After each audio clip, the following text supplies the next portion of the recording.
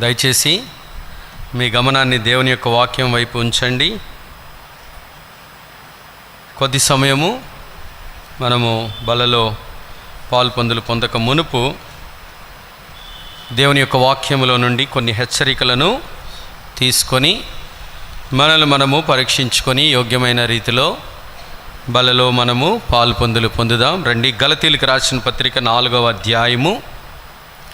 అపోస్తలుడైన పౌలు గారు గలతీయులకు రాసినటువంటి పత్రిక 4వ అధ్యాయము 29వ వచనము అందరము కలిసి చదువుదాం. 29వ వచనము నాతో పాటు కలిసి బిగ్గరగా స్పష్టముగా దేవుని యొక్క వాక్యాన్ని చదవవలసిందిగా మనవి చేస్తూ ఉన్నాను. గలతీయులకు రాసిన పత్రిక 4వ అధ్యాయము 29వ వచనము. అప్పుడు శరీరమును బట్టి పుట్టినవాడు ఆత్మను బట్టి పుట్టిన వారిని ఎలాగూ హింస పెట్టెనో ఇప్పుడును అలాగునే జరుగుచున్నది. మరొక భాగాన్ని చదువుదాం. నిర్గమాకాండము 17వ అధ్యాయము, Exodus chapter 17 and verse 8. We reading all together. మనమందరము కలిసి చదువుదాం. 17వ అధ్యాయము 8వ వచనము కూడా అందరము కలిసి చదువుకుందాం. నిర్గమాకాండము 17వ అధ్యాయము 8వ వచనము. తర్వాత అమాలేకీయులు వచ్చి రెఫీడీములో ఇశ్రాయేలీయులతో యుద్ధము చేయగా. కొరింథీయులకు రాసిన మొదటి పత్రిక, అపోస్తలుడైన పౌలు గారు కొరింథీయులకు రాసిన మొదటి పత్రిక 11వ అధ్యాయము 28వ వచనము కూడా అందరము కలిసి చదువుకుందాం. 11వ అధ్యాయము 28వ వచనము. కాబట్టి ప్రతి మనుష్యుడు తను తాను పరీక్షించుకొనవలెను, అలాగు చేసి ఆ రొట్టెను తిని ఆ పాత్రలోనిది త్రాగవలెను. ప్రభు సాయం కొరకు చిన్న ప్రార్థన చేసి.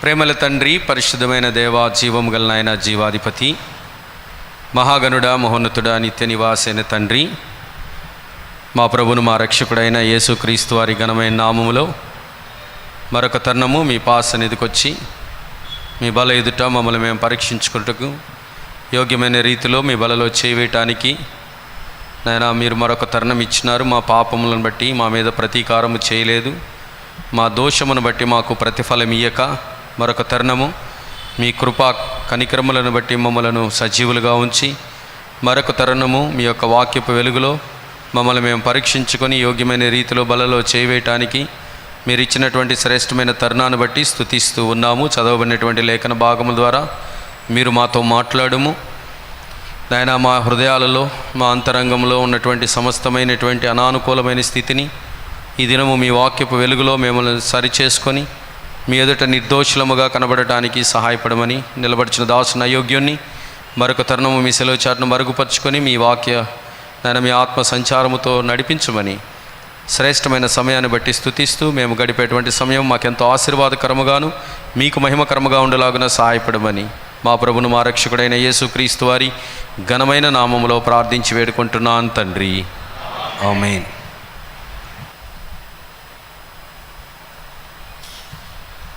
దయచేసి గమనించండి, పరిశుద్ధ గ్రంథములో ఇది చాలా ప్రాముఖ్యమైనటువంటి భాగం.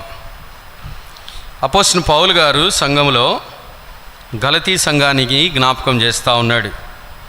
4వ అధ్యాయం ముందు 3వ అధ్యాయంలోనికి వచ్చేసరికి ఆయన సంఘములో ఉన్నటువంటి విశ్వాసులను ఉద్దేశించి పలికినటువంటి ఒక మాట చాలా ఆలోచింపదగినటువంటిది. ఏమిటి అనంటే, గలతీయులకు రాసిన పత్రిక 3వ అధ్యాయము 3వ వచనంలోకి వచ్చేసరికి ఆయన అన్నటువంటి మాట, మీరింత అవివేకులైతరా. నేను చదువుతాను, జాగ్రత్తగా గమనించండి. మీరింత అవివేకులైతరా, మొదట ఆత్మానుసారముగా ఆరంభించి ఇప్పుడు శరీరానుసారముగా పరిపూర్ణులగుదురా. మొదట ఎలా ఆరంభించాము? ఆత్మానుసారముగా ఆరంభించాము. రాను రాను శరీరానుసారముగా పరిపూర్ణులయ్యామట. ఇది వారిని ఉద్దేశించి మాట్లాడినటువంటి మాటలు. అపోస్తలుడైన పౌలు గారు గలతీలో ఉన్నటువంటి విశ్వాసులను మొదట మీరు ఆత్మానుసారముగా ఆరంభించారు, కానీ ఇప్పుడైతే మీరు రాను రాను శరీరానుసారముగా ఎలా అయ్యారట? పరిపూర్ణులయ్యారు. వేటిలో పరిపూర్ణులు అవ్వాలి? వాస్తవంగా ఆత్మలో పరిపూర్ణులు అవ్వాలి. కానీ వారిని ఉద్దేశించి పలికినటువంటి మాటలు శరీరములో మీరు పరిపూర్ణులయ్యారు అనేటువంటి మాటను ఆయన జ్ఞాపకం చేస్తున్నాడు. దాని తర్వాత ఒక ప్రాముఖ్యమైనటువంటి మాట మనం చదివినటువంటి భాగంలో గలతీయులకు రాసిన పత్రిక 4వ అధ్యాయము 29వ వచనంలో ఒక విషయాన్ని ఆయన జ్ఞాపకం చేస్తూ ఉన్నాడు. ఏమిటి అనంటే, అప్పుడు శరీరమును బట్టి పుట్టినవాడు ఆత్మను బట్టి పుట్టిన వానిని ఎలాగూ హింస పెట్టెనో ఇప్పుడును అలాగుననే జరుగుతూ ఉన్నది అనేటువంటి మాటను ఆయన జ్ఞాపకం చేసినాడు. అసలు అప్పుడు ఏం జరిగింది? అప్పుడు శరీరమును బట్టి పుట్టినవాడు ఏం చేశాడంట? ఆత్మను బట్టి పుట్టిన వానిని ఎలాగూ హింస పెట్టెనో ఇప్పుడును అలాగుననే జరుగుతూ ఉన్నది. అందుకే పరిశుద్ధ గ్రంథములో ఈ వాక్య భాగము చాలా ప్రాముఖ్యమైనటువంటిది.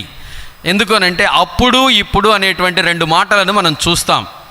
అప్పుడు ఏం జరిగిందో జ్ఞాపకం చేసుకుందాం, ఇప్పుడు ఏం జరుగుతుందో కూడా ఆయన మాటల్లో ఉన్నటువంటి ఒక సత్యాన్ని మనం ఈ దినము జ్ఞాపకం చేసుకుందాం. ఎందుకు అనంటే ఇది ఆత్మీయ జీవితంలో ఒక ప్రాముఖ్యమైనటువంటి ఈ జర్నీలో, ఈ యొక్క ప్రయాణములో, ఆత్మీయ జీవితంలో ఎదురయ్యేటువంటి ఒక సమస్యను ఇక్కడ ఆయన జ్ఞాపకం చేస్తూ ఉన్నాడు.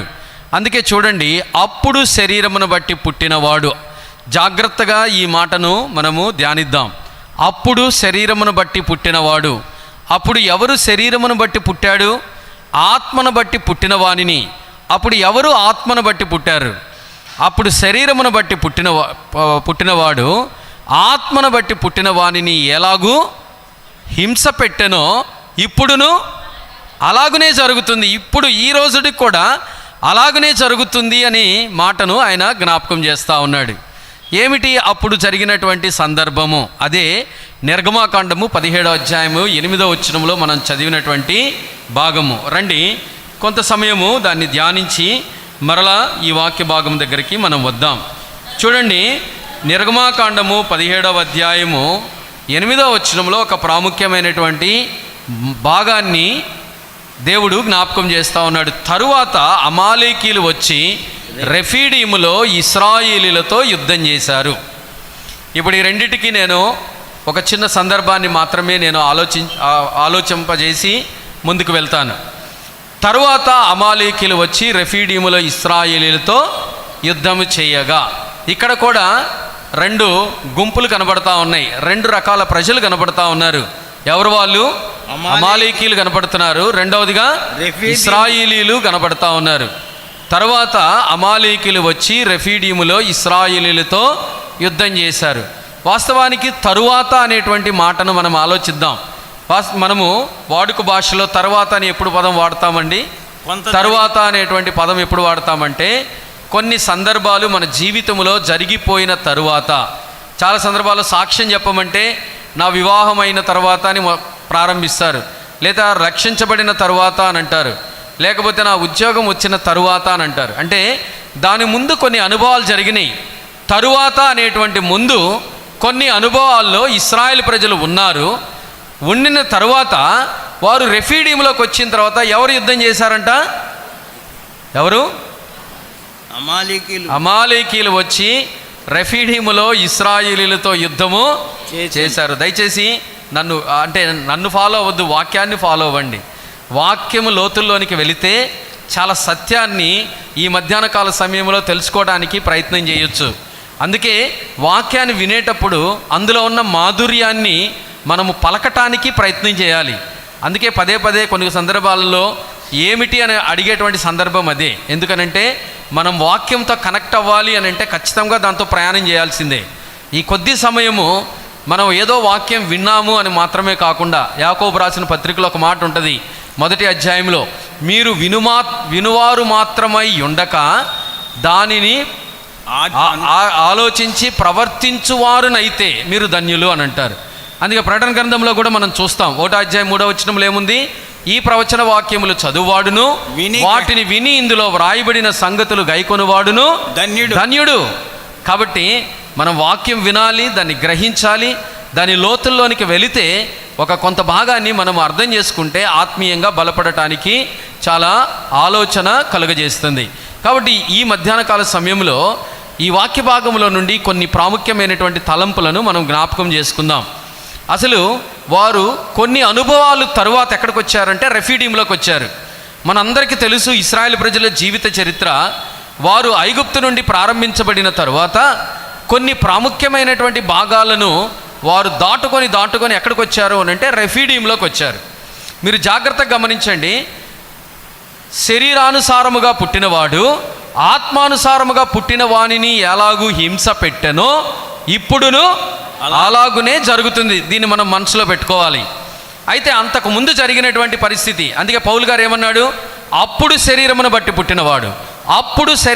పుట్టినవాడు ఆత్మను బట్టి పుట్టిన వానిని ఎలాగూ హింస పెట్టెనో ఇప్పుడును అలాగునే జరుగుతూ ఉన్నది అని అంటాడు.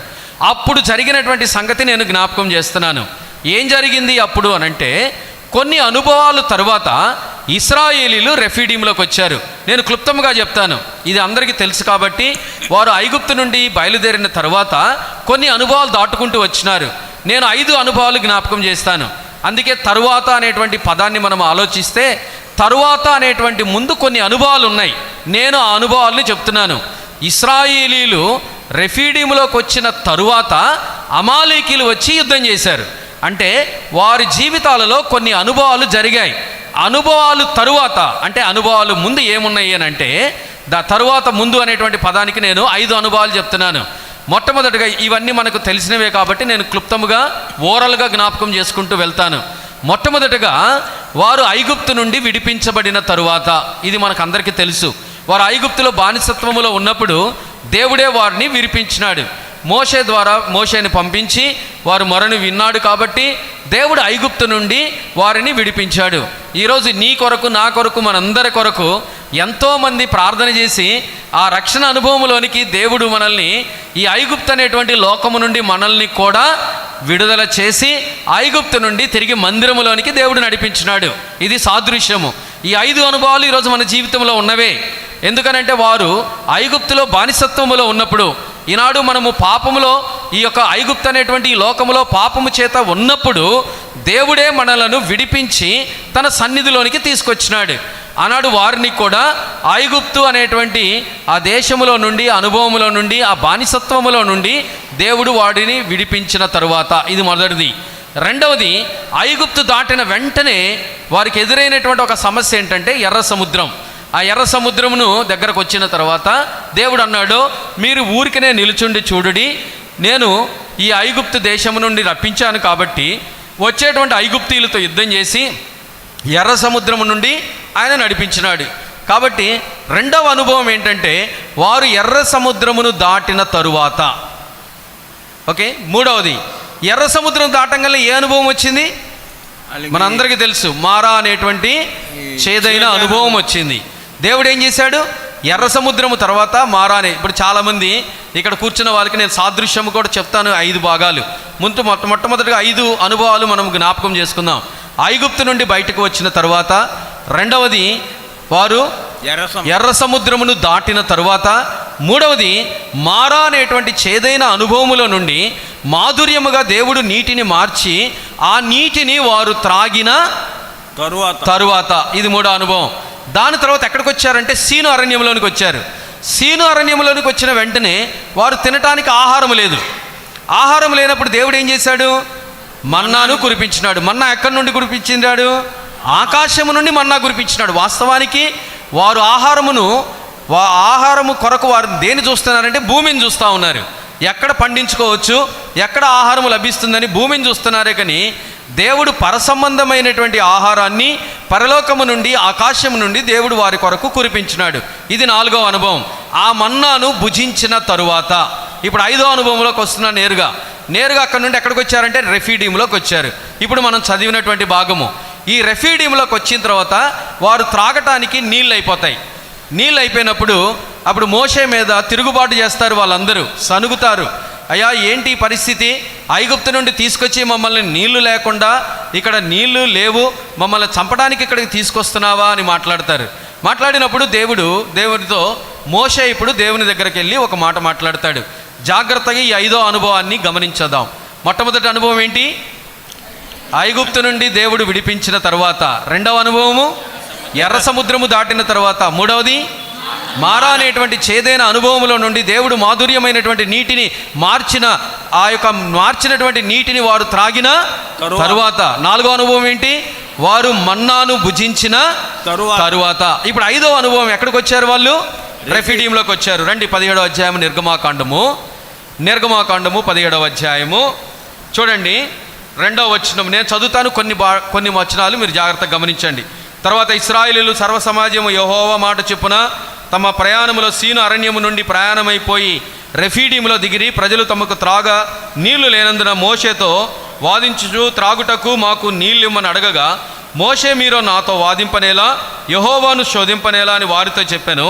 అక్కడ ప్రజలు నీళ్లు లేక దప్పికొని మోషే మీద సనుగుచు, ఇందెందుకు మమ్మను మా పిల్లలను మా పశువులను దప్పిచేత చంపుటకు ఐగుప్తులో నుండి ఇక్కడకు తీసుకొని వచ్చితిరనిరి. అప్పుడు మోషే యెహోవాకు మొరపెట్టెను, ఈ ప్రజలను నేనేమి చేసేదను? కొంతసేపటికి నన్ను రాళ్లతో కొట్టి చంపుదురనెను.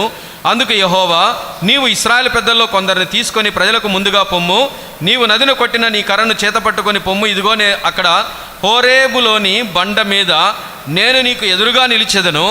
నీవు ఆ బండను కొట్టగా ఆ ప్రజలు త్రాగుటకు దానిలో నుండి నీళ్లు బయలుదేరినని మోషేతో సెలవయ్యగా, మోషే ఇశ్రాయేలు పెద్దల కన్నుల ఎదుట అట్లు చేసెను. జాగ్రత్తగా ఈ వచనాలు గమనిద్దాం. ఈ భాగంలో రెఫీడీంలోకి వచ్చిన తర్వాత త్రాగుటకు నీళ్ళు అయిపోతాయి. ఇప్పుడు దేవుడు ఎక్కడ నుండి నీళ్లు రప్పించినాడండి? బండలో. హోరేబ్ అనేటువంటి బండ దగ్గరికి నువ్వు వెళ్ళు. మోషే అడుగుతాడు, అయ్యా వీళ్ళు రాళ్ళు రువ్వి నన్ను చంపుతారు, ఇప్పుడు వీరు త్రాగడానికి నీళ్లు కావాలంటే దేవుడు ఒక మాట చెప్పినాడు, నీవు హోరేబ్ అనేటువంటి బండ దగ్గర ఎదురుగా వెళ్ళి అక్కడ నిలబడు. నేను హోరేబ్ అనేటువంటి బండ దగ్గరికి వెళ్తాను. ఆ బండను నువ్వు నదిని కొట్టిన కర్ర ఏదైతే ఉన్నదో దానితో నువ్వు కొడితే అందులో నుంచి నీళ్ళు వస్తాయి అని అన్నాడు. ఇది 17వ అధ్యాయము రెఫీడీం యొక్క అనుభవము. అయితే ఇప్పుడు ఆ బండలో నుంచి ఏమొచ్చినాయి? మోషే వెళ్ళి ఆ బండను కొడతాడు. అయితే ఆ బండ ఎదురుగా నిలబడిన వ్యక్తి ఎవరు? యేసు ప్రభు. ప్రభు అయినటువంటి దేవుడు అక్కడ ఉంటానన్నాడు. ఇప్పుడు ఆ బండలో నుండి ఏమొచ్చినాయి? నీళ్ళు వచ్చాయి. ఇప్పుడు ఈ నీళ్ళందరూ ఎవరు త్రాగారు? ఇశ్రాయేలీయులందరూ త్రాగారు. ఇక్కడ 5వ సందర్భము 4వ అనుభవం మనం చూస్తే 4వ అనుభవంలో వారందరూ ఏం తిన్నారు అనంటే ఆకాశము నుండి కురిసినటువంటి మన్నాను తిన్నారు. 5వ అనుభవంలో బండలో నుండి ఏం త్రాగారు? వాళ్ళు నీళ్లు త్రాగారు. ఈ 5 అనుభవాల్లో నుంచి మనము గమనించినట్లయితే అపోస్తలుడైన పౌలు గారు మొదటి కొరింథీయులకు రాసిన పత్రిక 10వ అధ్యాయము 3, 4, 5, 6 వచనాలు మనం చూస్తే అక్కడ ఒక మాట అన్నాడు, అందరూ ఆత్మ సంబంధమైన ఒకే ఆహారమును భుజించిరి, అందరూ ఆత్మ సంబంధమైన బండలో నుండి నీళ్లు త్రాగిరి. తమ్మును వెంబడించిన ఆత్మ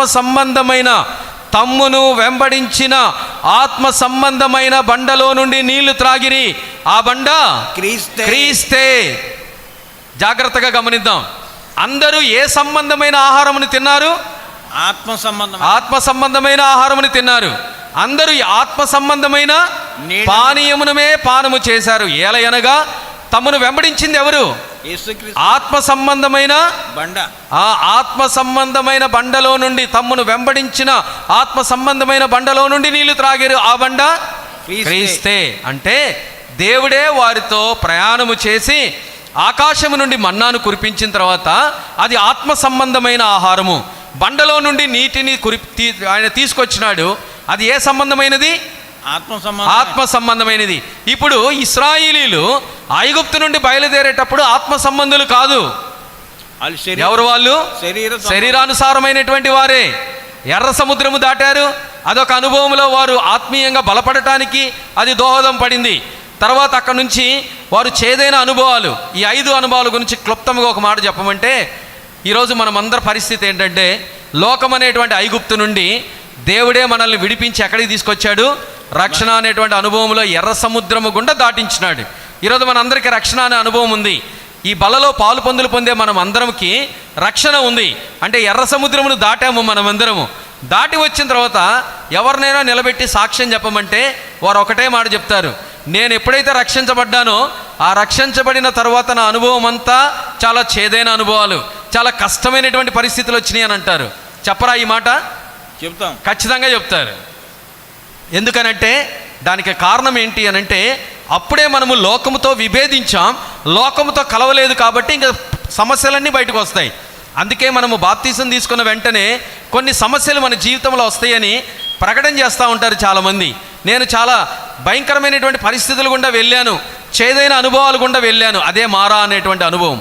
దాని తర్వాత దాన్ని దాటుకొని వస్తే వెంటనే దేవుడు ఆత్మ సంబంధమైన ఆహారమును దేవుడు వారికి ఇచ్చాడు, అదే మన్నా. 5వ అనుభవంలో రెఫీడీంలోకి వచ్చారు. అందరూ ఆత్మ సంబంధమైన ఆ బండలో నుండి నీటిని త్రాగారు.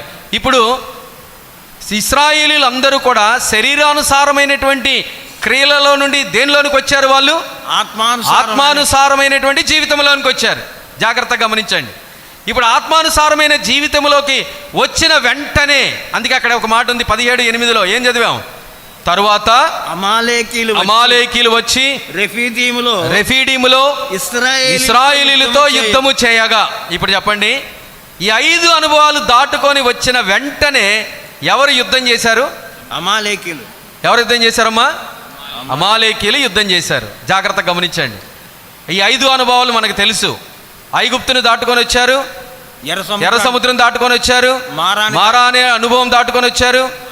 తర్వాత వారు మన్నాను భుజించిన తర్వాత 5వ అనుభవము బండలో నుండి నీటిని త్రాగిన తరువాత. ఈ 5 అనుభవాల తర్వాత వారి మీదకి ఎవరు వచ్చారు యుద్ధానికి? అమాలేకీలు వచ్చారు యుద్ధానికి. ఎవరు అమాలేకీలు? అసలు అమాలేకీలు ఎందుకు వచ్చినారు? ఈరోజు ఆత్మీయమైనటువంటి యుద్ధం ఏంటి? ఈరోజు రక్షించబడ్డాం, ఈరోజు ఆత్మీయంగా జీవించాలనుకుంటున్నాం.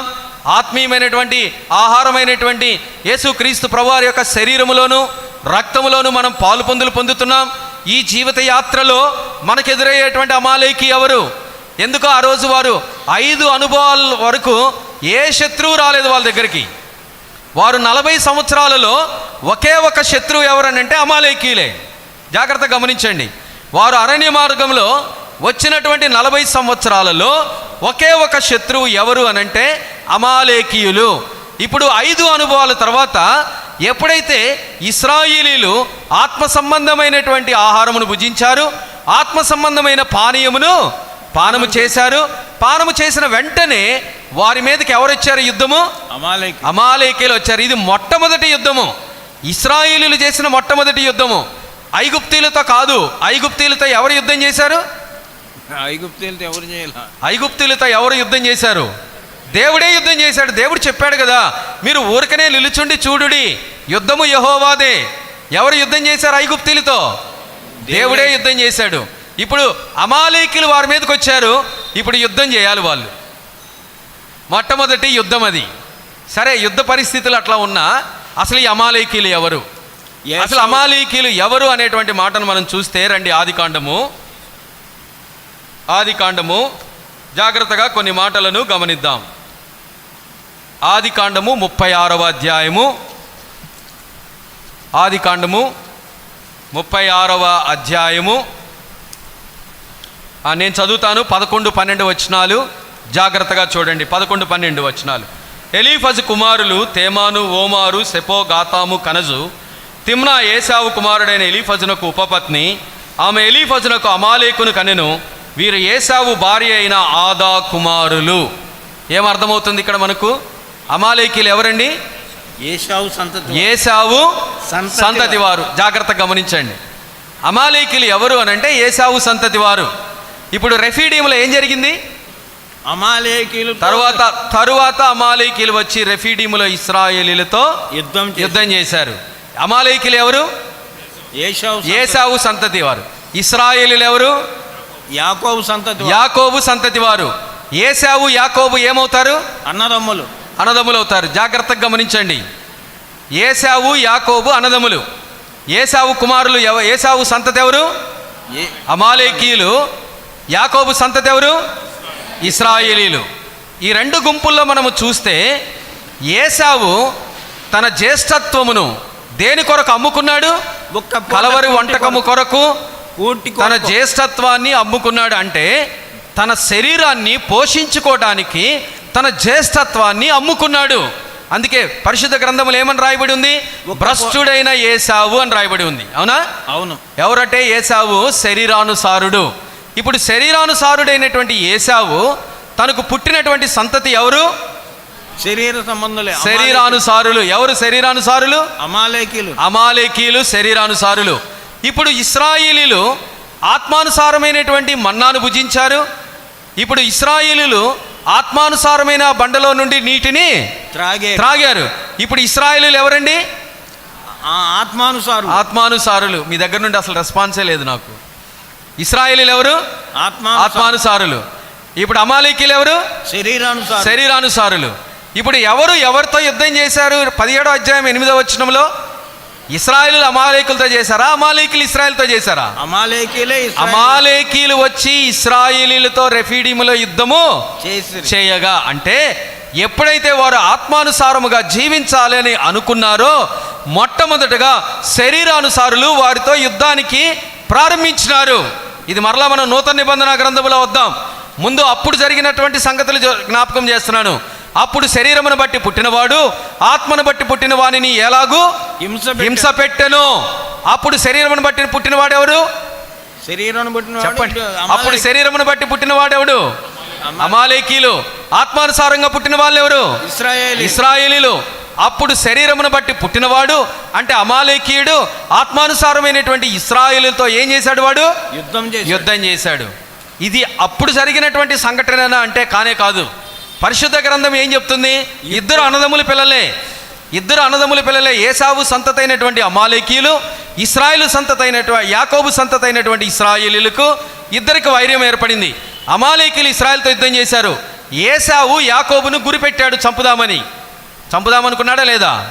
చంపుదామనుకున్నాడు. పాపం ఆయన పోరాటం అంతా అన్న చంపుతాడేమోనని పరిగెత్తుతూనే ఉన్నాడు. ఇంకా యాకోబు తన జీవితంలో ఆయన ఎలాంటి పెనుయేలు అనుభవం వరకు ఆయన ఇంకా అన్న వెంటాడుతాడేమోనని ఆయన తన జీవితంలో పరిగెత్తుతూనే ఉన్నాడు. ఇది ఒక్కసారి మనం వెనక్కి వెళ్దాం. ఒక్కసారి వెనక్కి వెళితే ఇప్పుడు వీళ్ళిద్దరు ఎవరు కుమారులండి? ఏసావు యాకోబు ఎవరు కుమారులు? ఇస్సాకు కుమారులు. ఇప్పుడు ఇస్సాకు ఎవరు కుమారుడు? ఇప్పుడు అబ్రహాముకు కూడా ఇద్దరు సంతానము. మొట్టమొదటి సంతానం ఎవరు? ఇస్మాయేలు. తర్వాత సంతతి ఇస్సాకు. అంటే అబ్రహాము గర్భము నుండి పుట్టినటువంటి ఇస్సాకు సంతతికి ఇస్మాయిల్ సంతతికి ఈ రోజు వరకు కూడా యుద్ధమే. The Islamic state of Iraq and Syria, ISIS, 22 Arab countries ఇస్రాయేలు చుట్టూరే ఉన్నాయి. ఈరోజు మనము ఈ ప్రపంచ పటం చూస్తే ఇస్రాయేల్ దేశము చుట్టూ 22 అరబ్ కంట్రీస్ ఉన్నాయి. 22 అరబ్ కంట్రీస్ ఎవరంటే 22 మంది రాజులు. 22 మంది రాజులు ఎవరి గర్భంలో నుండి వచ్చారో తెలుసా? అబ్రహాముకి తర్వాత హాగర్కి పుట్టినటువంటి సంతతి అయినటువంటి ఇస్మాయిల్ సంతతి 10 మంది రాజులు వచ్చారు. తర్వాత అబ్రహాము కెతూరాని పెళ్లి చేసుకున్నాడు. ఆ కెతూరాకి పుట్టినటువంటి 12 మంది రాజులు. అంటే 22 మంది రాజులు 22 అరబ్ కంట్రీస్గా ఇశ్రాయేలీలు చుట్టూ ఉన్నారు. ఇది చరిత్ర కాదు, బైబిల్ చెప్తున్నటువంటి ఒక సత్యం ఏమిటి అనంటే ఈ రోజు వరకు కూడా అబ్రహాము సంతతి అయినటువంటి హాగరు సంతతి అయినటువంటి ఇస్మాయిల్ సంతతి అయినటువంటి 22 మంది రాజులకు, ఇస్సాకు సంతతి అయినటువంటి క్రిస్టియన్ కంట్రీస్ అయినటువంటి ఇస్రాయేల్ దేశానికి, తర్వాత అమెరికా దేశం లాంటి వారికి వీళ్ళందరికీ శత్రుత్వం ఉంది. ఇది నేటి వరకు ఈ రోజు వరకు కూడా యుద్ధం జరుగుతూనే ఉంది. అబ్రహాముతో ఆగిపోలేదు. ఇంకొకసారి వెనక్కి వెళ్దాం. ఆదాముకి ఎంతమంది కుమారులు? ఆదాముకండి కయ్యూను హేబేలు. ఇప్పుడు చెప్పండి, కయ్యూను హేబేల్ని చంపేశాడా లేదా? చంపేశాడు. అంటే ఆదాము గర్భము నుండి ఇద్దరు వచ్చారు, ఇద్దరికి వైర్యం ఉంది. అబ్రహాము గర్భము నుండి ఇద్దరు వచ్చారు, ఇద్దరికి వైర్యం ఉంది. ఇస్సాకు సంతతి నుండి ఇద్దరు వచ్చారు, ఇద్దరికి వైర్యం ఉంది. ఆ ఇద్దరి సంతతి నుండి అమాలేకీలు వచ్చారు, ఇశ్రాయేలీలు వచ్చారు, వారికి కూడా వైర్యం ఉంది. పరిశుద్ధ గ్రంథం ఏం చెప్తుంది? అన్నదమ్ముల మధ్య వైర్యం ఉందనా? ఎందుకు? పరిశుద్ధ గ్రంథములో మొట్టమొదట నుండి ఒక గర్భములో నుండి వచ్చినటువంటి ఇద్దరి మధ్య వైర్యము కొనసాగుతూనే ఉంది. ఇప్పుడు అమాలేకీలు వచ్చారు. అమాలేకీలు వచ్చి ఇశ్రాయేలీలతో యుద్ధం చేశారు. సరే, ఆ యుద్ధంలో ఎవరు గెలిచారు, ఎవరు ఓడిపోయారు? ఇశ్రాయేలీలు గెలుస్తారు. ఎలా అంటే మోషే చేయి పైకెత్తినప్పుడేమో ఇశ్రాయేలీలు గెలుస్తారు. మోషే బరువు అయ్యి కింద దిగించినప్పుడు అమాలేకీలకి పై చేయి వస్తుంది. అక్కడ శత్రుత్వమును బట్టి మనం ఆలోచిస్తే ఒక గర్భములో నుండి వచ్చినటువంటి ఇద్దరి మధ్య వైర్యం ఉన్నది. ఇప్పుడు అందుకే గలతీయులకు రాసిన పత్రికలో ఏమంటున్నాడు అపోస్తలుడు పౌలు గారు? అప్పుడు శరీరమును బట్టి పుట్టినవాడు. ఇప్పుడు అందరం మనం జ్ఞాపకం చేసుకుందాం. అప్పుడు శరీరమును బట్టి పుట్టినవాడెవడు? మొట్టమొదటి నుంచి వస్తే కయ్యూను, దాని తర్వాత ఇస్మాయిలు, దాని తర్వాత ఈ ఏసావు. ఇప్పుడు మనము ఆత్మీయమైనటువంటి సంతతి ఎవరు అని అంటే అక్కడ చూస్తే మనము హేబేలు అర్పణను దేవుడు అంగీకరించినాడు. హేబేలు, దాని తర్వాత ఇస్సాకు, దాని తర్వాత యాకోబు సంతతి అయినటువంటి ఇశ్రాయేలీలు. వీరు ఆత్మ సంబంధమైన ఆహారమును భుజించారు, ఆత్మ సంబంధమైన బండలో నుండి నీటిని త్రాగారు. తమను వెంబడించినటువంటి ఆత్మ సంబంధమైన బండలో నుండి నీటిని త్రాగారు. ఆ బండ క్రీస్తే. ఇప్పుడు ఎవరైతే ఆత్మీయంగా వారు మారాలని ఇష్టపడుతూ ఉన్నారో వారికి మొట్టమొదటి శత్రువు ఎవరు అని అంటే అమాలేకీయులు. మనం నూతన నిబంధన గ్రంథంలోకి వెళ్ళి చూద్దాం. ఎవరి అమాలేకీయులు అని అంటే ఏసావు సంతతి వాళ్ళు, అంటే శరీరానుసారులు. ఇప్పుడు సరిపోయింది మొట్టమొదటి పదానికి. అప్పుడు శరీరమును బట్టి పుట్టినవాడు ఎవరు? వాడు అమాలేకీయుడు. ఆత్మను బట్టి పుట్టినవాడు ఎవడు? ఇశ్రాయేలీయులు. అప్పుడు శరీరమును బట్టి పుట్టినవాడు ఆత్మను బట్టి పుట్టిన వానిని ఎలాగూ హింస పెట్టాడు. ఇప్పుడు ఏం జరుగుతూ ఉంది మనకి? ప్రస్తుతము ఏం జరుగుతుందో కావాలి. ఎందుకంటే ఇది ఊరికినే చెప్పాలా, బైబిల్లో ఏదో చరిత్ర తెలుసుకోవడానికి చెప్పలేదు. ఇందులో ఒక ఆత్మీయ సత్యాన్ని అపోస్తలుడైన పౌలు గారు కోట్ చేస్తూ గలతీయులకు రాశాడు. అందుకే గలతీయుల ప్రజలకు మొదటగా మీరు ఆత్మానుసారముగా ప్రారంభించారు, ఇప్పుడు రాను రాను ఎలా ఉన్నారు అని అంటే శరీరానుసారముగా పరిపూర్ణులయ్యారు అని మాట్లాడుతూ ఇప్పుడు పాత రోజులు గుర్తు చేస్తూ ఉన్నాడు. ఇశ్రాయేలీయులు ఐగుప్తు నుండి బయటకు వచ్చిన తర్వాత వారు ఆత్మానుసారముగా జీవిస్తూ వారు ప్రయాణమై ఉన్నారు అనేటువంటి సత్యాన్ని ఆయన జ్ఞాపకం చేస్తున్నాడు. నేను ఇప్పుడు ఒక మాట చెప్తాను. సంఘములో 3 రకాల గుంపులు ఉంటారు. ఏ సంఘములోనైనా 3 రకాల గుంపులు ఉంటారు. మొట్టమొదటి గుంపు ఎవరు అని అంటే వచ్చిపోయేటువంటి వారు గుంపు. వారు మందిరానికి వస్తారు, కూర్చుంటారు, మందిరం అయిపోయిన తర్వాత వెళ్ళిపోతారు. దేవునితో కానీ వాక్యంతో కానీ మందిరముతో కానీ ఎక్కడా సహవాసం ఉండదు. వారి జీవితాలలో యుద్ధాలు పోరాటాలు అసలు ఉండవు. ఇది జ్ఞాపకం పెట్టుకోండి. It is recorded. ఎవరైతే వచ్చి పోతూ ఉంటారో వారి జీవితాలలో యుద్ధాలు అసలు ఉండవు. వారు వాక్యం తెలీదు, దేవుని సహవాసం తెలీదు, వాక్యంతో అనుబంధం ఉండదు. ఒక ఫార్మాలిటీగా మందిరానికి వచ్చి వెళ్ళిపోతూ ఉంటారు. వారి జీవితాల్లో యుద్ధం ఉండదు. రెండవ గుంపు ఉంటారు. దేవుని మందిరానికి వస్తారు, రక్షించబడ్డారు, వాళ్ళు బ్యాప్టిజం తీసుకున్నారు, బలలో పాలు పొందుతారు. కానీ వారు ఆత్మానుసారముగా జీవించడానికి ఇష్టపడరు, శరీరానుసారముగా జీవించడానికి ఇష్టపడతారు. వారి జీవితాలలో యుద్ధాలు పోరాటాలు ఉండవు. అసలు వారి జీవితాల్లో యుద్ధం అంటే ఏంటి, పోరాటం అంటే ఏంటి ఏమీ తెలియదు. మూడవ గుంపు ఉన్నారు. మందిరానికి వస్తారు, దేవుని వాక్యాన్ని ఎరుగుతారు, ఆత్మీయమైనటువంటి సహవాసం ఉంది, దేవునితో జీవించాలని ఆలోచిస్తుంటారు. వారు ఆత్మానుసారముగా జీవించడానికి ఇష్టపడతారు. ఎవరైతే ఆత్మానుసారముగా జీవించడానికి ఇష్టపడతారో వారి జీవితాలలో యుద్ధాలు పోరాటాలు ప్రారంభమవుతాయి. మూడవ గుంపుతో మాత్రమే యుద్ధాలు పోరాటాలు ఉంటాయి. నేను ఒక ప్రశ్న అడుగుతాను. ఇంకా మన జీవితాలలో యుద్ధాలు పోరాటాలు లేకపోతే మనం ఎక్కడ ఉన్నట్టు? వచ్చిపోయే వారిలో ఉండట్టు. మనం ఎక్కడున్నాం? ఐగుప్తులో ఉన్నాం. ఐగుప్తులో ఉన్నప్పుడు వారికి యుద్ధాలు తెలియవు, పోరాటాలు తెలియవు. ఎప్పుడు యుద్ధం జరిగింది, ఎప్పుడు పోరాటం జరిగింది? ఎప్పుడైతే రెఫీడీములోకి వచ్చిన తర్వాత ఆ బండలో నుండి నీటిని త్రాగిన తర్వాత మాత్రమే వారి జీవితాల్లో అమాలేకీయులు వచ్చినారు. అంటే అమాలేకీయులతో యుద్ధం ప్రారంభమైంది. అప్పుడు వరకు వారి జీవితాల్లో యుద్ధం లేదు. ఈ మూడవ గుంపు ఎవరైతే ఉన్నామో, ఎవరైతే ఇక్కడ ఉన్నారో, ఎవరైతే దేవుని యొక్క సహవాసములో ఉండి ఆత్మీయంగా జీవించడానికి ఎవరైతే ఇష్టపడతారో వారి జీవితాలలో యుద్ధము పోరాటం ఉంటుంది. ఇప్పుడు నేను నూతన నిబంధన గ్రంథంలోకి వస్తాను. ఎవరు అమాలేకీయులు? అసలు అమాలేకు ఎవరు? ఏది మన జీవితంలో ఎవరితో యుద్ధం ప్రారంభమైంది? అసలు ఎవరు నిజమైనటువంటి శత్రువు అని మనం ఆలోచిస్తే అపోస్తలుడైన పౌలు గారు అని అన్నాడు. ఏమనంటే అప్పుడు శరీరమును బట్టి పుట్టినవాడు ఆత్మను బట్టి పుట్టిన వానిని ఎలాగూ హింస పెట్టనో ఎప్పుడునూ అలాగునే జరుగుతుంది. ఒక్కసారి ఒక మాట చదువుదాం. 120వ కీర్తన రండి. కీర్తనల గ్రంథము 120వ కీర్తన, 120వ కీర్తన చివరి 2 వచనాలు అందరం కలిసి చదువుదాం. 6, 7 వచనాలు కలిసి చదువుదాం. ఇందులో ఒక చాలా ప్రాముఖ్యమైనటువంటి ఒక వాస్తవాన్ని కీర్తనాకారుడు జ్ఞాపకం చేస్తూ ఉన్నాడు. చూడండి 6, 7 వచనాలు. కలహప్రియుని వద్ద నేను చిరకాలము నివసించిన వాడను. నేను కోరినది సమాధానమే, అయినను మాట నా నోట వచ్చిన తోడని వారి యుద్ధమునకు సిద్ధమవుదురు. ఒక్క నిమిషం అందరూ చదువుకోండి ఆ మాట. కలహప్రియుని వద్ద నేను చిరకాలము నివసించువాడను. నేను కోరునది సమాధానమే, అయినను ఆ మాట నోట వచ్చిన తోడనే వారు యుద్ధమునకు సిద్ధమవుతారు. ఇప్పుడు ఇక్కడ కూడా రెండు గుంపులు కనబడుతున్నాయి. ఎవరు వాళ్ళు? వాక్యంలో ఉన్నదే చెప్పండి నాకు. అంటే కలహప్రియుడు సమాధానమును కోరేటువంటి వాడు.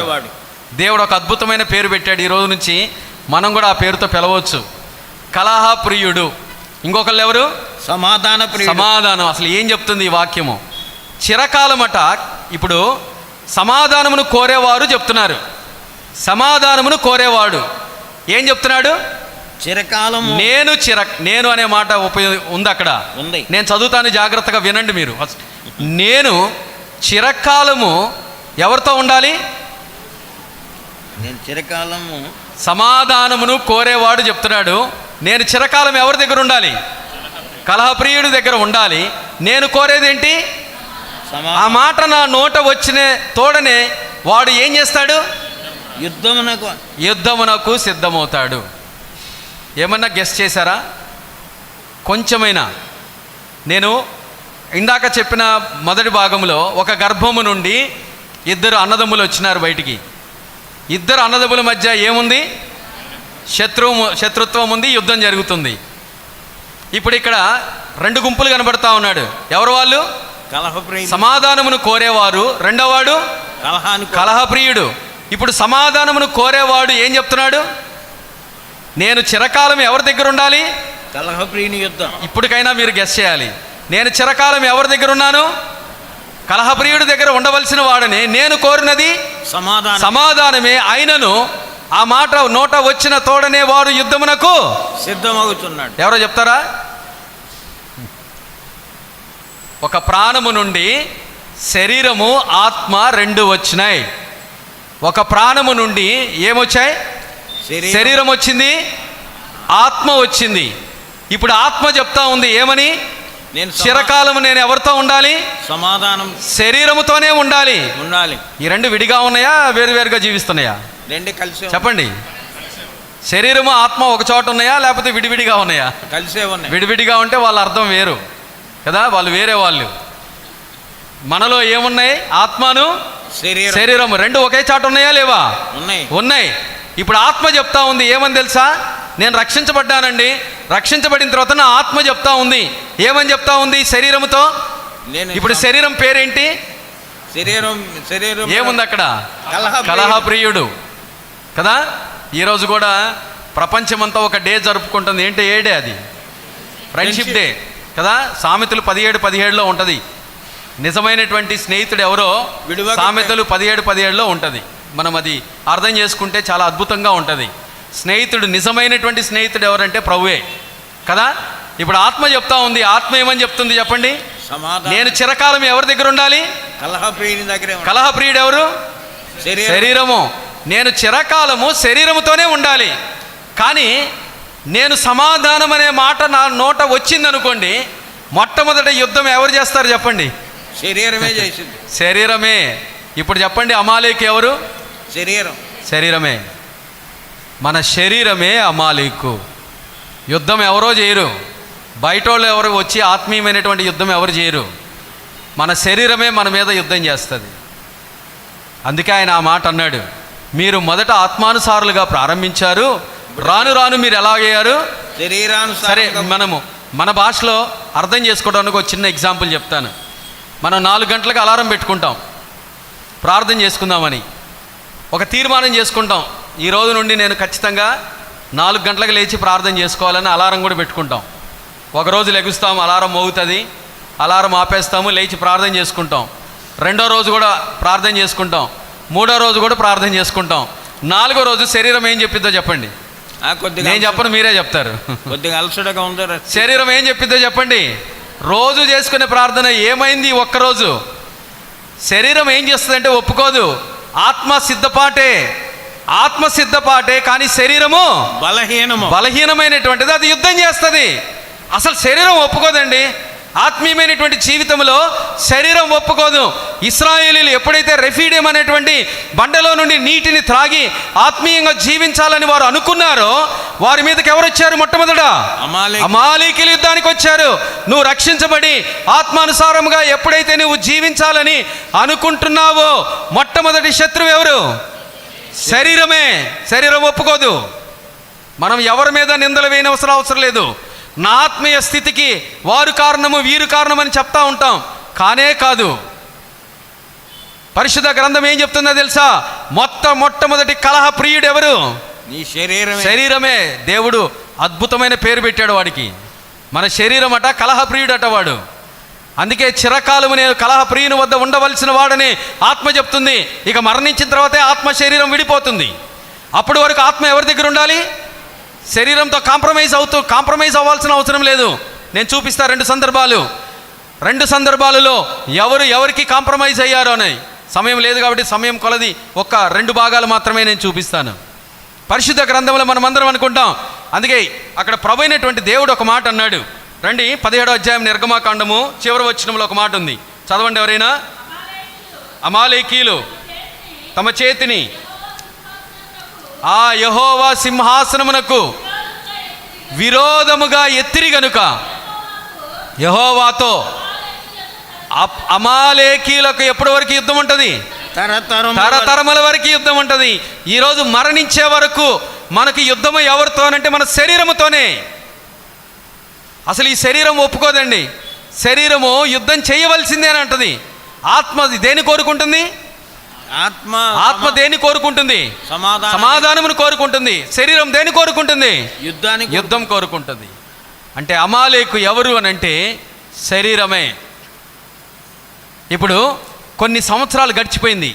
ఇశ్రాయేలుకు మొట్టమొదటి రాజు సౌలు వచ్చాడు. ఇప్పుడు సౌలుతో దేవుడు చెప్తున్నాడు ఒక మాట. ఏమని తెలుసా? సౌలా, అమాలేకీయులు ఇశ్రాయేలులకు చేసింది నాకు జ్ఞాపకమే అంటున్నాడు. చదవండి మొదటి సమూయేలు గ్రంథం 15వ అధ్యాయం. సమూయేలు మొదటి గ్రంథము 15వ అధ్యాయము 2వ వచనము. త్వరగా సమూయేలు మొదటి గ్రంథము 15వ అధ్యాయం 2వ వచనము. నేను చదువుతాను, జాగ్రత్తగా గమనించండి. సైన్యములకు అధిపతియగో యెహోవా సెలవిచ్చింది ఏమనగా, అమాలేకీయులు ఇశ్రాయేలులకు చేసింది నాకు జ్ఞాపకమే. వారు ఐగుప్తులో నుండి రాగానే అమాలేకీయులు వారికి విరోధులై మార్గమందు వారి మీదకి వచ్చిరి కదా. కాబట్టి నీవు పోయి కనికరింపక అమాలేకీయులను హతము చేయించు, పురుషులనేమి స్త్రీలనేమి బాలురనేమి పసిపిల్లలనేమి ఎద్దులనేమి గొర్రెలనేమి ఒంటెలనేమి గార్ధభూములనేమి అన్నిటినీ హతము చేసి వారికి కలిగినదంతయు బొత్తిగా పాడు చేసి అమాలేకీయులను నిర్మూలము చేయమని దేవుడు చెప్పాడు. అంటే సౌలు మొట్టమొదటిగా రాజు అయిన తర్వాత సౌలుతో దేవుడు మాట్లాడాడు. ఏమని తెలుసా? అక్కడ ఒక మాట అన్నాడు, అమాలేకీయులు ఇశ్రాయేలులకు చేసింది నాకు జ్ఞాపకం ఉన్నది. ఎందుకు జ్ఞాపకం పెట్టుకున్నాడు దేవుడు చెప్పండి? ఆత్మానుసారమైన బండలో నుండి నీటిని త్రాగారు, ఆత్మానుసారమైనటువంటి ఆహారమును వారు భుజించారు. కాబట్టి ఇప్పుడు వారు ఆత్మానుసారులు అయినారు కాబట్టి దేవుడు వారి పక్షమున ఉంటున్నాడు. ఏమని తెలుసా? అమాలేకీయులు చేసింది నాకు జ్ఞాపకం ఉంది కాబట్టి సౌలా నువ్వు వెళ్ళి అమాలేకీయులను సమూలముగా నిర్మూలము చేయని అంటున్నాడు. ఈరోజు దేవుడు మనతో మాట్లాడే మాట అదే. ఏమంటున్నాడు తెలుసా? ఈ ఆత్మీయమైనటువంటి యుద్ధములో అమాలేకీయులను సమూలముగా నిర్మూలము చేయమంటున్నాడు. అమాలేకు అనంటే ఎవరు? శరీరానుక్రియలు ఏవైతే ఉన్నాయో మన జీవితంలో అవి చిన్నవి కానీ పెద్దవి కానీ, అక్కడ వాడాడు ఆ మాట పరిశుద్ధాత్మ దేవుడు. చిన్నవేమి పెద్దలనేమి గార్ధబొమ్మలనేమి గొర్రెలనేమి ఒంటెలనేమి ఎద్దులనేమి సమస్తమును దేనిని వదలక అన్నిటినీ సమూలముగా నిర్మూలము చేయమంటున్నాడు. ఈరోజు శరీరాన్ని పోషించేటువంటి ఏ ఆలోచనైనా ఆత్మీయ జీవితాన్ని చెడగొడుతుందేమో దాన్ని సమూలముగా నిర్మూలము చేయమంటున్నాడు దేవుడు. ఏం చేశాడు? సౌలు చేశాడా? చేయలా. సరే, నాకు సమయం లేదు కాబట్టి 2వ భాగంలోనికి వెళ్తాను. సౌలు చివరికి ఏం చేశాడు తెలుసా? అమాలేకు రాజు అయినటువంటి అగగును బంధించాడు. కింద వచ్చిన తర్వాత మీరు చదవండి. అమాలేకీయుల రాజు ఎవరు అని అంటే అగగు. అగగును బంధించి శ్రేష్టమైన వాటిని ఆయన దగ్గర పెట్టుకొని నీచమైన వాటిని చంపేశాడు. ఈరోజు మనం కూడా చేసే పని అదే. శ్రేష్టమైనవన్నీ దేవుడికి ఇవ్వకుండా నీచమైనటువంటివి, పనికిరానటువంటివి దేవునికి ఇస్తాం. అవన్నీ శ్రేష్టమైనవి మన దగ్గరే పెట్టుకుంటాం. సౌలు చేసిన పని అదే. శ్రేష్టమైనటువంటి వాటిని, రాజును చంపలేదు, అందరినీ చంపమన్నాడు కదా దేవుడు. అగగు రాజుని అంటే అమాలేకీయుల రాజును చంపలేదు. తర్వాత శ్రేష్టమైనటువంటి కొన్ని పశువులను ఆయన దగ్గరే పెట్టుకొని నీచమైన వాటిని, పనికిరానటువంటి వాటిని దేవుడు చెప్పిన హతం చేసేసాడు. ఇప్పుడు సమూయేలు సౌలు దగ్గరకు వచ్చాడు. సౌలా, దేవుడు చెప్పింది ఏంటి, నువ్వు చేసింది ఏందని అన్నాడు. నేను దేవుడు ఏం చెప్పానో అదే చేశానంటాడు సౌలు. కానే కాదు, మాట వినలేదు.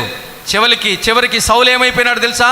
అక్కడ రాయబడి ఉన్నది, సౌలు శిరస్సు తీసుకెళ్ళి బొమ్మల గుడిలో పెట్టారు ఫిలిస్తీయులు. దేనిలో పెట్టాడు? పరిశుద్ధాత్మ దేవుడు కరెక్ట్గానే రాయించి పెట్టాడు. ఏ గుడి అది? ఏ గుడి? బొమ్మల గుడి. బొమ్మల గుడిలో పెట్టాడు. ఏంటిది? ఆయన శిరస్సు. మొండమేమో ఊరి బయట వేలదీశారు. ఒక అభిషేకించబడినటువంటి వ్యక్తి మరణము చాలా భయంకరమైనటువంటి స్థితిలోనికి వెళ్ళిపోయింది. ఎందుకు తెలుసా? అమాలేకుతో కలుసుకున్నాడు. అమాలేకుని ఆయన చంపలేదు. అమాలేకును సమూలంగా నిర్మూలన చేయమంటే అమాలేకును చంపలేదు ఆయన. తర్వాత సౌలు భ్రష్టుడైపోయి మరణించిపోయినాడు. ఇప్పుడు రెండవ సందర్భం చెప్తాను. గెలిచినటువంటి వ్యక్తి ఎస్తేరు గ్రంథము 3వ అధ్యాయము. త్వరగా ఆ ఒక్క మాట చెప్పి మనము పరిశుద్ధమైన బలలో మనం పొందుదాం. ఎస్తేరు గ్రంథము 3వ అధ్యాయం. దయచేసి ఎవరైనా బిగ్గరగా మొదటి 2 వచనాలు చదవండి. ఈ సంగతులైన తరువాత రాజైన అహష్వేరోషు అమ్మేదాత కుమారుడును అగాగీయుడునగు హామాను. ఒక్క మాట అండి, అగాగీయుడు. ఇందాక నేను చెప్పాను, అగాగు ఎవరు? అగాగీయుడు అమాలేకు రాజు. అగాగీయుడు అంటే ఆ సంతతి వాడే, అమాలేకు సంతతి వాడే. అగాగీయుడైనటువంటి ఎవరైనా హామాను అంటే హామాను ఎవరి సంతతి? అమాలేకు సంతతి. అతను అమాలేకే. చదవండి ఇప్పుడు. హమానును గణపరిచి వాని హెచ్చించి వాని పీఠమును తన దగ్గరనున్న అధిపతులందరికంటే ఎత్తుగా నుంచెను. కాబట్టి రాజు గుమ్మమునున్న రాజసేవకులందరూ రాజాజ్ఞానుసారముగా మోకాళ్ళుని హమానునకు నమస్కరించిరి. హమానునకు అందరు నమస్కరించారంట. కానీ మొర్దెకై వంగకయు నమస్కారము చేయకయు. చాలండి. మొర్దెకై ఎవరండి? మొర్దెకై యూదుడైనటువంటి మొర్దెకై అమాలేకీయుడైనటువంటి హామానుని ఏం చేయలేదంటే గణపరచలేదు, నమస్కరించలేదు, ఆయనకు వంగలేదు. ఇప్పుడు చెప్పండి, సౌలు అమాలేకీయులకి నమస్కరించాడు, అమాలేకీయులకి వంగిపోయినాడు. కానీ మొర్దెకై వంగకయు నమస్కారము చేయకి ఉన్నాడు. ఎవరి మీద? హామాను మీద. హామాను అంటే ఎవరు? అమాలేకీయుడు. ఇప్పుడు చెప్పండి, చివరికి హామాను గెలిచినాడా, మొర్దెకై గెలిచాడా? మొర్దెకై గెలిచినాడు. కొన్ని ఇబ్బందులు ఎదురైనాయి. నేను ఇందాక 3వ గుంపులో ఒక మాట చెప్పాను. ఎవరు 3వ గుంపు ఉండేది? ఎవరైతే ఆత్మానుసారముగా జీవిస్తూ ఆ దేవుని యొక్క వాక్యానికి లోబడి విధేయత కలిగి జీవించాలని అనుకుంటున్నారో వారి జీవితాల్లో ఏముంటాయి? యుద్ధాలు, పోరాటాలు ఉంటాయి. వారి జీవితాల్లోనే యుద్ధాలు, పోరాటాలు. ఇప్పుడు మొర్దెకై జీవితంలో ఎన్నో సమస్యలు ఎదురైనాయి. కానీ చివరికి దేవుని యొక్క కనికరం ఎవరి మీద ఉంది? మొర్దెకై మీదే ఉంది. తన కొరకు ఏర్పాటు చేసినటువంటి ఆ యొక్క మొర్దెకై కొరకు ఏర్పాటు చేసినటువంటి ఉరికంబం మీద ఎవరు వెళ్ళినారు? హామానే వెళ్ళిపోయినాడు. దేవుడు దాన్ని మార్చివేశాడు. ఎవరమైతే ఈరోజు ఆత్మానుసారంగా జీవించాలని మనము ఇష్టపడుతున్నామో కొన్ని ఇబ్బందులు, ఇరుకులు ఉండక తప్పదు. ఇది బైబిల్ చెప్పేటువంటి ఒక సత్యము. పరిశుద్ధ ఆలోచనలోనికి మనం వెళితే పరిశుద్ధుడైనటువంటి దేవుడు ఈ లోకములో ఉన్నప్పుడు కూడా ఎన్నో సమస్యలను ఎదుర్కొన్నాడు. ఆయనేమి దేవుడై ఉండి మానవునిగా ఈ లోకానికి వచ్చి ఆయనేమి సమస్యలు లేకుండా వెళ్ళలేదు. శరీరము బాధించబడింది. శరీరానుసారమైనటువంటి సమస్యలు ఎన్నో తన జీవితంలోనికి వచ్చినా కానీ వాటిని అధిగమించినాడు. యేసుక్రీస్తు ప్రభువారు మాదిరికరముగా జీవించినాడు. అందుకే ఆయన కలువరి శిలువలకి వెళ్ళక ముందు శరీరం నలగొట్టబడింది. రెండవదిగా తన ఆత్మ దేవునికి అప్పగించబడింది, మూడవదిగా ప్రాణం విడిచిపెట్టాడు. ఈ 3 కార్యాలు జరిగినాయి. శరీరం నలగొట్టుకున్నాడు, ఆత్మను దేవునికి అప్పగించినాడు, ప్రాణమును పోగొట్టాడు. ఈరోజు ఆత్మీయ జీవితంలో మనము ఎదుర్కోవాల్సిన శత్రువు, మొట్టమొదటి శత్రువు అమాలేకు ఎవరు అనంటే మన శరీరమే. సౌలు శరీరాన్ని జయించలేకపోయినాడు, మొర్దెకై శరీరాన్ని జయించినాడు.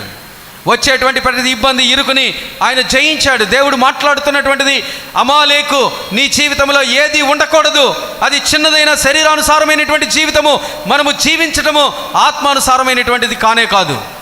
అందుకే దాన్ని కోట్ చేశాడు.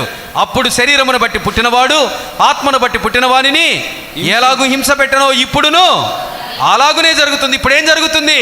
ఆత్మ చెప్తుంది, చిరకాలము నేను శరీరముతో ఉండవలసిన వాడని, కానీ నేను సమాధానమును కోరుతున్నాను. సమాధానం అనే మాట నా నోట వచ్చిన తోడనే వారు యుద్ధమునకు సిద్ధమవుతాడు. శరీరం ఒప్పుకోదు, యుద్ధం చేస్తానే ఉంటుంది. శరీరం బలహీనమైనది. అందుకే నేను గత సందర్భంలో గత వారం వచ్చినప్పుడు ఆ రోజు కూడా జ్ఞాపకం చేశాను. అపోస్తలుడు పౌలు గారు ఏమన్నాడు? మా బాహ్య పురుషుడు కృషించినను, మా ఆంతర్య పురుషుడు దినదినము నూతన పరచబడుచున్నాడు. ఏలయనగా దృశ్యమైనవి మేము దృశ్యమైన వాటిని చూడక అదృశ్యమైన దానిని నిదానించి చూస్తా ఉన్నా. ఇది ఆత్మీయమైనటువంటి జీవితం. పరిశుద్ధ గ్రంథములో అమాలేకు ఎవరు అని అంటే, నూతన నిబంధన గ్రంథముకు వచ్చేసరికి మన ప్రథమ శత్రువు ఎవరు అని అంటే మన కలహప్రియుడు. వాడి పేరేంటి? కలహప్రియుడు. కలహములను తీసుకొచ్చేది ఎవరు అని అంటే శరీరమే, ఇంకోటి కాదు. నేను చిరకాలము కలహప్రియుని వద్ద ఉండవలసిన వాడని నేను కోరినదేంటి? సమాధానమే. అయినను ఆ మాట నోట వచ్చిన తోడనే వారు యుద్ధమునకు సిద్ధమవుతారు. కాబట్టి ఈరోజు మనము బలలో పొందక మునుపు మనం ఆలోచించవలసినవి, ఇంకా మన జీవితంలో అమాలేకు ఉన్నాడా? సౌలుతో ఏం చెప్పాడు? నువ్వు అమాలేకు సర్వనాశనము చేయమన్నాడు. మన జీవితంలో ఉన్న చిన్నదైనా పెద్దదైనా శరీర క్రియ ఏదైనా సరే ఈరోజు బలలో పొందక మునుపు దాన్ని మనము తీసివేయాలని ప్రభు హెచ్చరిస్తూ ఉన్నాడు. శరీరానుసారమైనటువంటి క్రియలు, ఆత్మానుసారమైన క్రియలు మనకు తెలుసు, అవునా? శరీరానుసారమైనటువంటి వారు శరీర క్రియలను జరిగిస్తారు, ఆత్మానుసారులు ఆత్మానుసారమైన క్రియలను జరిగిస్తారు. దాని లోతుల్లోనికి వెళ్తే ఇంకా చాలా ఉన్నాయి. శరీర క్రియలేంటి, ఆత్మీయమైనటువంటి క్రియలు మనకు తెలుసు. ప్రాక్టికల్గా మనం జీవించేటప్పుడు శరీరం మనల్ని ఎంతో ఇబ్బంది పెడతా ఉంటుంది. శరీరం మనం జయించేటువంటిది కాదు. మందిరానికి 9:30కి మనం రావాలి అని అంటే ఈ శరీరము కరెక్ట్గా 8:30 నుంచి బలహీన పడుతుంది. ఏం చేస్తుంది తెలుసా? కాలు నొప్పులు, కీళ్ళ నొప్పులు, తలనొప్పి అన్నీ అప్పుడే ప్రారంభమవుతాయి. ఎన్ని గంటలకి? 8:30కి. మరలా అదేంటో మరి 10:30కి క్లోజ్ అయిపోతాయి, ఏముండవు. 10:30కి మళ్ళీ ఏముండవు. నేను ఒక చిన్న సందర్భం చెప్పి ముగిస్తాను. ఈ 10 సంవత్సరాల పరిచర్య జీవితంలో ఎన్నో సందర్భాలలో నేను ఇంటి దగ్గర 10 నిమిషాలే ఉంది, బ్యాగ్ అట్లా పడేసి నా బ్యాగ్ రెడీగా సర్దుంచుతారు. ఆ బ్యాగ్ తీసుకొని మళ్ళీ పరిచర్యకి వెళ్ళాలి. ఉద్యోగం ఒక చోట నుండి ఇంటికి వచ్చి బ్యాగ్ అక్కడ పెట్టి ఒక 10 నిమిషాలు పావు గంట ఉంటాను ఇంట్లో, అంతే. మరలా నాకు ట్రైన్ టైమో బస్ టైమో వెళ్ళినప్పుడు వెళ్ళిపోతాను. ఒక్కోసారి రిజర్వేషన్ ఉండదు. వెళ్ళేటప్పుడు ఎలాగో కొంచెం కఠినమైన పరిస్థితుల్లో వెళ్తాం. శరీరం బలహీనమైనదే, తలనొప్పి, భయంకరమైనటువంటి బలహీనతలు వస్తాయి. కొన్నిసార్లు మనము అసలు ఈరోజు ఈ 2 రోజులు దినాలు పరిచర్య చేయగలమా అని అనుకుంటాం. కానీ ఒక్కసారి ఈ యొక్క పులిపీఠం మీదకి వెక్కి అక్కడ కూర్చున్న తర్వాత అదేమిటో అసలు నాకు తలనొప్పి ఉందని, బలహీనత ఉందనేటువంటి విషయం మర్చిపోతాం. శరీరము గురించి పట్టించుకున్నంతసేపు అది మనల్ని లోబరుస్తూనే ఉంటుంది. నువ్వు లెక్క చేయకుండా ఏం చేస్తుంది? తలనొప్పి ఏం చేస్తుంది? కీళ్ళ నొప్పులు ఏం చేస్తుంది? తలనొప్పి ఏం చేస్తుంది? కాళ్ళు నొప్పులు ఏం చేస్తుంది? ఇది మందిరానికి ఆటంకం కాదు కదా. దేవుణ్ణి ప్రేమిస్తున్నాము అని అంటే దానికి మొట్టమొదటి కారణం ఏంటో తెలుసా? దేవునికి ప్రథమ స్థానం ఇవ్వటం. ఈరోజు మనం అందరం ఆలోచిద్దాం, ఎంతమంది ప్రథమ స్థానం ఇస్తున్నారు? మొట్టమొదటి స్థానం ప్రభుదే. అది దేవుణ్ణి ప్రేమించడం అంటే. పేతురుని ఎందుకు అన్నిసార్లు అడిగాడు? పేతురా, నన్ను ప్రేమిస్తున్నావా? నిజముగానే ప్రేమిస్తున్నావా అని ఎన్నిసార్లు ఎందుకు అడిగాడు దేవుడు అంటే, నీవు నాకు ప్రథమ స్థానం ఇస్తున్నావా? ప్రథమ స్థానం ఇవ్వటము అని అంటే ఇక దేవుని కంటే మించినటువంటిది ఏమీ లేదు. అందుకే మా ఇంట్లో సండే నాన్ వెజ్ మొత్తం మానేసాం. ఒక్క పూట ఎప్పుడైనా వండుకోవచ్చు, ఆదివారమే వండుకుంటాం కరెక్ట్గా. అది ఎప్పుడు 8 గంటలకే ప్రారంభిస్తాం, 11 గంటల వరకు అవే చేసుకుంటాం. అప్పుడే మందిరానికి వస్తాం. దయచేసి తప్పుగా అర్థం చేసుకోవాకండి. ఇది ఒక ఆత్మీయమైనటువంటి నియమము. ఒక వారము మనము ప్రభు సన్నిధికి వచ్చేటప్పుడు ఒక పూట మనము శరీరాన్ని పోషించుకోకుండా ఉండలేమా? అదే శరీరమైనటువంటి క్రియ. దేవుడు హెచ్చరిస్తున్నాడు, అమాలేకు ఎవరు అని అంటే శరీరమే. ఈ శరీరానికి కావలసినవన్నీ సమకూర్చుకొని ఆత్మ కొరకు ఇక్కడికి వస్తున్నాం. ఒక్కరోజు మనము దేవుడిచ్చినటువంటి పరిశుద్ధ దినము రోజు 3 గంటలు ప్రభు సన్నిధికి వచ్చి ఆరాధించలేనటువంటి పరిస్థితుల్లో మనం ఉన్నామా? లేము. ఖచ్చితంగా మనకు ఉంది ఆ సమయము. కానీ మన శరీరము దాన్ని జయించలేకపోతుంది. అందుకే నేను ఇందాక నుంచి చెప్తున్నాను, మొట్టమొదటి శత్రువు మనకు శరీరమే, ఎవరో కాదు. వారిని వీరిని నిందించవలసిన అవసరం లేదు. మన ఆత్మీయ జీవితంలో దాన్ని ఎదురు రాకుండా చూసుకోండి. ఒకరోజు మనము ఒక చిన్న చారు పెట్టుకొని తాగి మందిరానికి వస్తే ఏమీ కాదు, సాయంత్రం వండుకోవచ్చు. కానీ మన సమయం అంతా, అంటే మన ఆలోచనలు, మన శరీరానుసారమైనటువంటి క్రియలు అన్నీ కూడా వాటి మీద బాహ్యంగానే ఉంటాయి, కానీ ఆత్మానుసారముగా ఉండటానికి ఇష్టపడము. అందుకే అపోస్తలుడు పౌలు గారు అన్నాడు, మీరు మొదట ఆత్మానుసారముగా ప్రారంభించారు, రాను రాను మీరు శరీరానుసారులు అయిపోయినారు. ఎందుకు తెలుసా?